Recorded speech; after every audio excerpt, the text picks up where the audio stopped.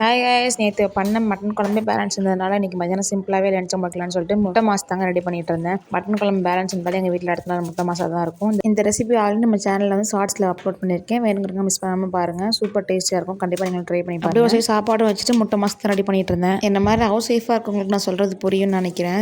நல்லா தாங்க இருப்போம். திடீர்னு ஏதாவது யோசனை வந்துகிட்டே இருக்கும். நம்மளால ஃபினான்ஷியலாக நம்ம ஹஸ்பண்ட்க்கும் சப்போர்ட் பண்ண முடியலையே, நம்மளால இந்த வேலையை பார்க்க முடியல, நம்ம வீட்டிலேயே இந்த ரொட்டிலே நம்ம லைஃப் போயிட்டு இருக்கு அப்படிங்கிற மாதிரி அப்பப்போ தோணிக்கிட்டே இருக்கும். எனக்கு அப்படிதான் தோணிக்கிட்டே இருக்கும். அந்த டைம்லலாம் நான் என்ன நினச்சிப்பேன்னா, நம்ம பிள்ளைங்களை வச்சுட்டு நம்மளால வெளியே போக முடியாது. கண்டிப்பாக ஒரு 2 வருஷம் ஆனால் நீங்கள் வெளியில் போவாங்கல்ல, ஸ்கூலுக்கு போவாங்கல்ல, அது டைமில் நம்ம சம்பாதிக்கலாம், நம்ம அது வரைக்கும் கொஞ்சம் பொறுமையாக தான் இருக்கணும்னு சொல்லிட்டு என் மனசை நானே சமாதானம் பண்ணிப்பேன். ரொம்ப கஷ்டமாக இருக்கும். சில நேரத்துலலாம் அழுகையாக வரும். ஏன்னா நம்மளுக்கு 10 ரூபா வேணும்னா நம்ம வீட்டுக்கார போய் நம்ம சார்ந்து அவங்கள்ட்ட போய் வந்து 10 ரூபா கேட்கணுமே, நம்ம ஏதாவது ஒரு ஆர்டர் போட்டோம், ரொம்ப காசு இல்லைனாலும் நம்ம பயமாகவே இருக்கும் அதை போடுறதுக்கு, அவங்க ஏதாவது சொல்லிடுவாங்களோன்னு சொல்லிட்டு. கண்டிப்பாக ஒவ்வொரு ஹவுஸ் ஒய்ஃப்க்குமே இந்த மாதிரி ஃபீல் இருக்கும். அந்த டைமில் நீங்கள் எப்படி சமாதானம் பண்ணிப்பீங்க அவங்கன்னு சொல்லிட்டு மறக்காம கமெண்ட்டில் சொல்லுங்கள். See you next video. Bye.